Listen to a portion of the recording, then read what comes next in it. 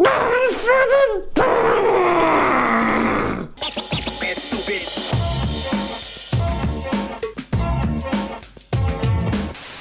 what's going on, everybody? Welcome back to Football Therapy with me, your host Jan. We've well done it. Chelsea have qualified for next season's Champions League. Breathing it in right now. Champions League qualification and the FA Cup final. In the circumstances, everyone was like, Chelsea, mate, finish 7th, 8th, maybe top half if they're lucky. No, mate. Level on points with fourth place. Wait, hold on. Level on points with third place. Against the odds, transfer ban, 50% of the Premier League goal involvements from Eden Hazard going to Real Madrid.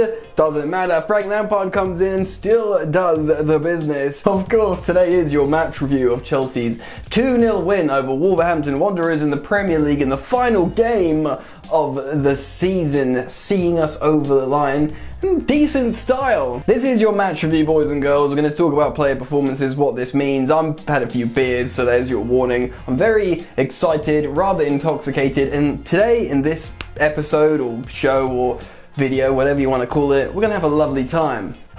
So Manchester United, the PE teacher, level on points with Chelsea, spent 130 million on defence, Bruno Fernandes, etc, etc. What's it, 2 years into his managerial career, Frank Lampard waddles into the Chelsea Football Club office, takes the job, loses Eden Hazard, 50% of Chelsea's Premier League goal contributions, is transfer banned. Hey, this is his second year of management. Chelsea finish level on points with Manchester United.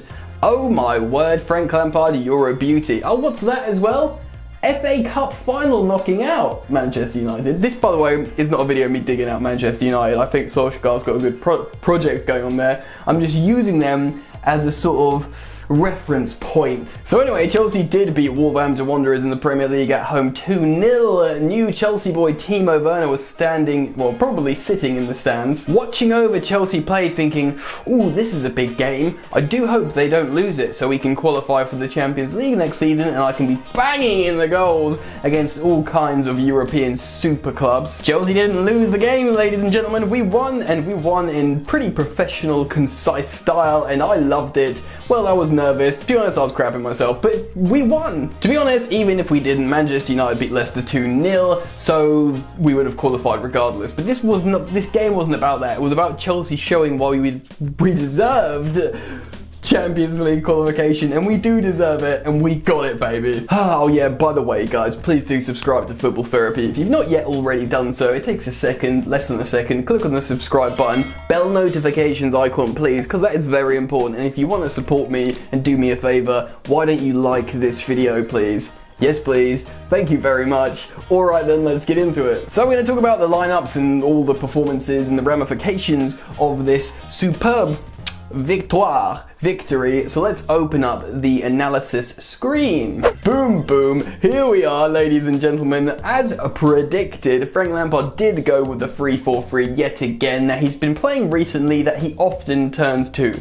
This formation served him well at times, so often he can overcook it. But of course, in the reverse fixture in the Premier League against Wolves, we beat them 5-2. Superb performance then, and a pretty darn good performance now. It's worth saying also that Wolves didn't play their best football, but I think a lot of that was down to Chelsea playing well and nullifying them. Nuno did want to win this game. He made a half-time substitution, bringing on Adama Traore, who of course is a terrifying beast, and then made a triple substitution not long after. So he went for this game, but Chelsea executed a really professional performance, and I loved it. So let's start with the lineup. It was a really positive one. Willy Caballero between the sticks, that's what we all wanted to see, and he was pretty calm and assured between the goalposts, and again, yeah, that's exactly what we needed. The back three consisted of Rudiger, Zuma and Azpilicueta as assumed, and of course the wing backs completed the defensive line / midfield with Reece James and of course Marcus Alonso. The double pivot of Mateo Kovacic and Jorginho looked after the engine room, and the front three consisted of Giroud, Tick,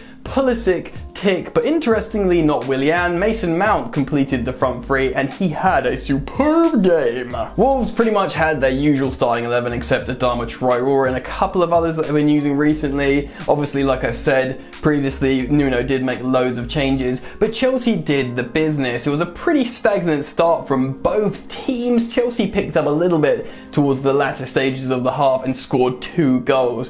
Marcos Alonso won a free kick outside the box. Mason Mount buried with a beautiful free kick to round off what was an excellent performance from the young Englishman. And also Olivier Giroud, from a combination in transition going forwards, Olivier Giroud gets the ball, takes it round the goalkeeper. You think he's lost it to the centre half, tucks it away with his left boot. Beautiful centre forward play from Olivier Giroud, the man who cannot stop scoring for Chelsea Football Club. Scintillating form from the French World Cup winner. Chelsea 2-0 up going into half-time, and a lot of Chelsea fans around the world breathe a sigh of relief. Chelsea actually start the second half with superb confidence. Actually, they look incredibly good. They start doing amazing combinations, and to be honest, man, I felt more and more confident and stopped looking at the United game from there. So, and you know, they saw out the game essentially with a 2-0 win. Got the 3 points. They probably were favourites to score a third rather than Wolves scoring a goal, and really they conceded very little chances. Right, so let's close this analysis screen and talk about individual player performances. Starting off with Willy Caballero in goal.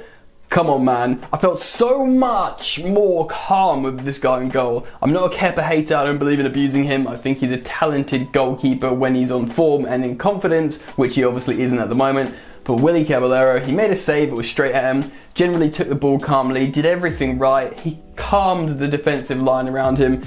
He's exactly what the doctor ordered, so Willy Caballero, thank you, mate. Thank you so much. Reece James at right wing back did pretty good, man. Good combination, showed some strength. To be honest, I can't really say he did anything wrong.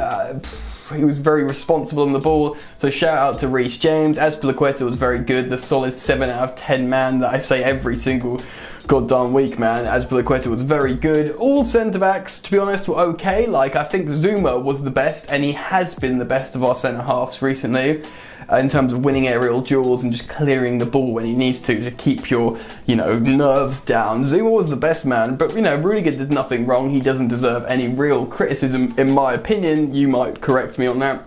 Marcos Alonso won the free kick that, allowed us to score the opener. Again, good performance from Marcos Alonso. So when it comes to the midfield, I absolutely do need to praise both Mateo Kovacic and Jorginho. They do play well together. Of course, out of the two players, you'd probably argue Mateo Kovacic is the better footballer. In isolation, he does so much more by himself, but he makes Jorginho better, and Jorginho often, they've just got great chemistry. From early doors this season, the double pivot between those two, it was back. Even when we were playing a 4-2-3-1, those two were playing together. They play out of the press so well in terms of tight spaces. They combine well. Jorginho is the ball releaser, Kovacic is the ball carrier, but they both can pass quickly, and they both played really well in this game today. Giroud, superb. You can only really ask of Giroud what he can do, and what he can do is great hold-up play, great chest traps, which he always seems to do. He's the best at that. Scott, mate, look how he took his goal. It was superb. Olivier Giroud, très bien. Merci beaucoup pour leur jouer, gagner, whatever you want to say in French. Great from Olivier Giroud. Now, Pulisic, he wasn't his scintillating best like he was against Liverpool off the bench, but he did do a few good moments, some good combinations. He will be frustrated with himself for one shot that he skied over, but generally it was it wasn't a bad performance from Pulisic. He did what Frank Lampard would have asked of him. Just this little bit of Pulisic magic wasn't there today, and you know what, man, that's fine. And when it comes to Mason Mount, he was excellent too. Obviously the free kick, scoring the opener, settling the nerves, seeing Chelsea go and score the other one, massive. But his all-round play has been excellent. He's probably been Frank Lampard's best system player this season in terms of knowing what Frank Lampard wants. Offered a few goals, offered a few assists, amazing at pressing from central midfield. I was very happy with Mason Mount in this game, and ultimately in this Premier League campaign, I've been very happy with Mason Mount. So shout out to the young man. The subs looked okay. Tammy obviously looks just gagging for goals. Probably should have played in Pedro. And yeah, that's worth mentioning. Frank Lampard giving Pedro a hug, sending him on, pretty much saying, last game at Stamford Bridge, thank you for being such a good servant. So I really did want to make sure in this video that I mentioned Pedro Rodriguez. What a superb servant. Absolutely great. So thank you, Pedro, and good luck at Roma. And you know, you made the run in this game in the limited minutes that you had. So thank you, Pedro. I don't want to get emotional. I won't cry. Hudson-Odoi looked pokey when he came on, but obviously just really didn't get much of a chance. I think Ruben Loftus-Cheek used his physicality to see the ball out a couple of times, looked very good, and generally fine. Thank you very much. 2-0 win for Chelsea Football Club. You love to see it, boys and girls. Frank Lampard has done it. He has overachieved, in my opinion, considering what everyone expected of Chelsea with the ban, with no Eden Hazard, with an inexperienced manager that was blooding youth. A lot of people said, look, top 6 is fine, top 4 is a success, let alone a cup final. So breathe it in, enjoy it, boys and girls. Frank Lampard's done it. It's an excellent achievement. We can all enjoy ourselves, chill out, and just ride out the rest of the season, see what happens, and know next season we'll probably, hopefully, have a better campaign with new players, Champions League football. Timo Werner was in the stands today. He'll know he'll be scoring goals in Europe next season. Have a bit of that. Oh, anyway, if you've enjoyed this video, please do like the video, subscribe if you're new, and just have fun, enjoy the football, and I'll see you later. You ain't so tough with that bad boy talk. I'ma get it how I'm living, I'ma walk the walk. Outline my lines, I rap through thought. Body bag the verse, outlined in chalk. In my life seen trouble, hustle on the double. Silence on the trigger like my pick got a muzzle. Yo, chick like to guzzle, bad boy stay in trouble. I only love this paper, sorry I don't. I laugh me, baby.